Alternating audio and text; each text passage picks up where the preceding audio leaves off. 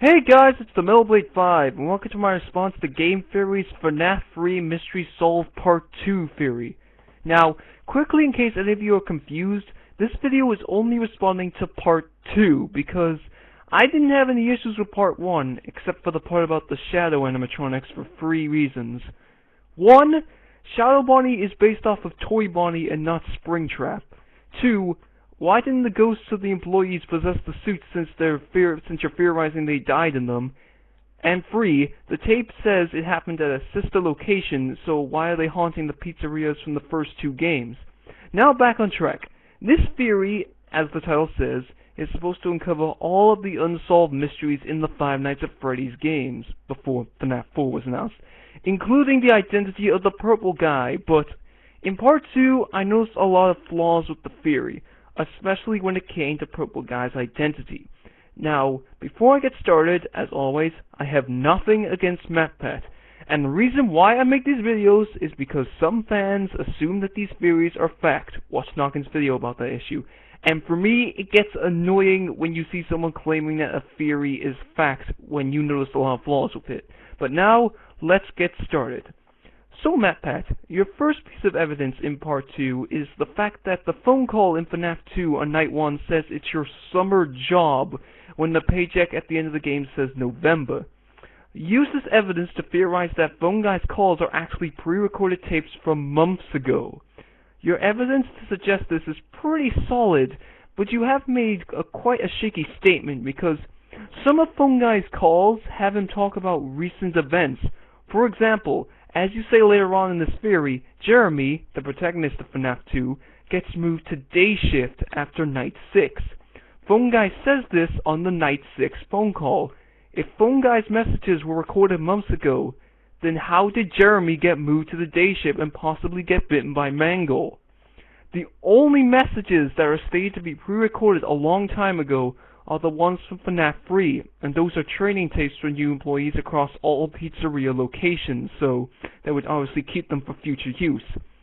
As for the happy birthday banners, I can't think of much aside from either Scott not wanting to change the rooms every night, or the pizzeria deciding to keep them up in case there is a birthday party and the staff are lazy. Now, your next statement is that the FNAF 1 pizzeria was actually also the pizzeria before FNAF 2, and I agree with this. This is something I actually theorized myself using the evidence you presented, but this is very important later on in the video. Now, on to the second half of the theory, because the channel got a copyright strike because of the Toad's Deadly Secret theory, which I also made a response to. This is the part where MatPat reveals the supposed identity of the purple guy. Phone Guy. And when this was said, I was like, oh, come on. Because he said that in the FNAF 2 theory, and I was hoping it would be someone else. And I have definitive proof that Phone Guy is not the purple guy, which I will reveal when appropriate. Your first piece of evidence is his love of Foxy being reflected by the smile in the Go Go Go minigame. This is one of the few issues I have with the FNAF 2 theory because of 2 reasons. You're assuming that the purple guy is smiling because of Foxy, but it is entirely possible that he could be smiling because Foxy is going to discover the bodies of the children he just murdered. Remember, purple guy is a psychopath. And purple guy is always seen smiling in every FNAF 2 minigame he appears in, which makes his smiling in the Go Go Go minigame irrelevant. You also use Phone Guy disliking the puppet as evidence. I can see where you're coming from with this evidence, but the actual phone call makes it sound more like Phone Guy doesn't like the puppet because he finds it creepy rather than it being his first victim if he was the purple guy. Now you also use the phone-like object in Phone Guy's hands in the Save Them minigame. Apparently MatPat likes to play the game Politician by Nostalgia Critic, where you say one thing, and then you say something completely different, because in Part 1, he said, equipped with not a phone, but rather something to help him tamper with the animatronics. So you've just contradicted yourself. What is it supposed to be? Now, MatPat, your next piece of evidence is that he's the only one who knows about the safe rooms, when you're forgetting that the tapes in FNAF 3, which mention the safe rooms, were training tapes for other employees, so they would know about the safe rooms too, and the owners of the pizzeria would know too, because not only do they own the business, but in FNAF 3, the only way that Phone Dude knew about the safe room and found Springtrap was because one of the owners told him about them. This also counts as your evidence about how no one else would know how to use the spring-lock suits, and the fact that the animatronics can't go into the safe rooms. Now, you attempt to counter the argument that it can't be Phone Guy because he knew the suit was dangerous with the fact that rain came in through the ceiling. However, Phone Guy knew that the spring locks would close from moisture, so he obviously wouldn't jump into the Springtrap suit when rain was leaking through the ceiling. This gives further proof that Phone Guy wouldn't use the Springtrap suit. Now that we've seen how the purple guy dies, it's time to show you my definitive proof that proves that Phone Guy is not the purple guy, and that is the Night 4 phone call in FNAF 1, and not for the reasons why other people use it as proof. For your convenience, I will play it for you, and when listening, listen to the sounds you hear in the background. Oh, hey, wow, day 4, I knew you could do it. Hey, listen, I may not be around to send you a message tomorrow. It's been a bad night here for me. I'm kind of glad that I recorded my messages for you when I did. Hey, do me a favor. Maybe sometime you could check inside those suits in the back room. I'm going to try to hold out until someone checks. Maybe it won't be so bad. Yeah, I always wondered what was in all those empty heads back there. You know.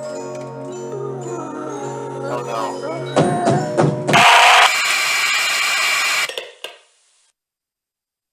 Did you hear it? You heard Foxy banging on the office door, Freddy's theme, Bonnie or Chica moaning, and Golden Freddy scream. Now let's look at the context of Purple Guy's death. First off, there's no phone, so how could he leave a message? Second, all of the animatronics except for Golden Freddy have been dismantled, and the child that possesses Golden Freddy has left the suit, so he or she can enter the safe room. How could Foxy be banging on the door, Freddy's theme be playing, and Bonnie or Chica be moaning if they have been dismantled? And how could Golden Freddy scream if the Golden Freddy suit wasn't there? Also, you don't hear any drips of water in the phone call, and water is leaking from the ceiling when Purple Guy dies. This, and the fact that Purple Guy's death takes place after the FNAF 1 pizzeria closes down, which is after Phone Guy's death, shows that Phone Guy died in the office, not the safe room. So Phone Guy cannot be the purple guy. Theory busted. However, MatPat still has some more evidence I need to counter. Now, MatPat, you claim that FNAF 1 and FNAF 3 are the aftermath of FNAF 3's bad ending, but that cannot be possible because in the FNAF 3 minigames, the pizzeria is in an even worse state than it was in FNAF 1, meaning that it has likely shut down. So why would the staff rebuild the animatronics if the place was shut down? Also, how would FNAF 1 happen if the pizzeria was already shut? Also, in order for this to be true, the animatronics would have to have been rebuilt to be a threat in FNAF 1. But then why would Fazbear's Fright only have Springtrap as their only animatronic? If what you say is true, then Fazbear's Fright would have to have the FNAF 1 animatronics as well, instead of their dismantled parts.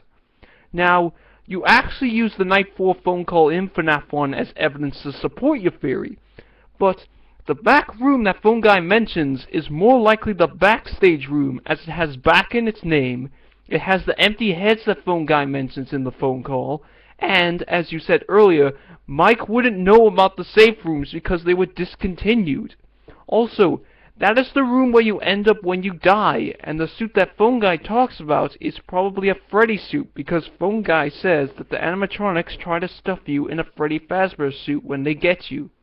And remember, MatPat, the suits have crossbeams, wires, and other animatronic devices, so Phone Guy trying to hold out is far, far more likely him trying to not come into contact with the electrical devices so he doesn't die. Now for the part about the puppet. I have 4 logical explanations for the puppet's appearance in FNAF 3. 1. The puppet wasn't dismantled and he wasn't even there, so it's possible that the spirit is still trapped inside. 2. The puppet may not be an actual animatronic because its body is very skinny and too skinny to fit animatronic parts inside. So it's possible that the puppet is a revenant, which is a vengeful spirit, like Scorpion from Mortal Kombat, instead of an animatronic. 3. The puppet knew that Purple Guy wasn't really dead and decided to stay and try to stop him in Fazbear's fright. And 4. It's still a hallucination because it is classed as the phantom puppet in-game, and it is burnt when it appears in the office, and the reflection on the floor could just be part of the hallucination. And that's the end of the theory, and like with Mario, Dr. Light, Toad, and Peach, I have proven that Phone Guy is innocent. Anyway guys, I thank you for watching, and I'll see you guys for my next response video.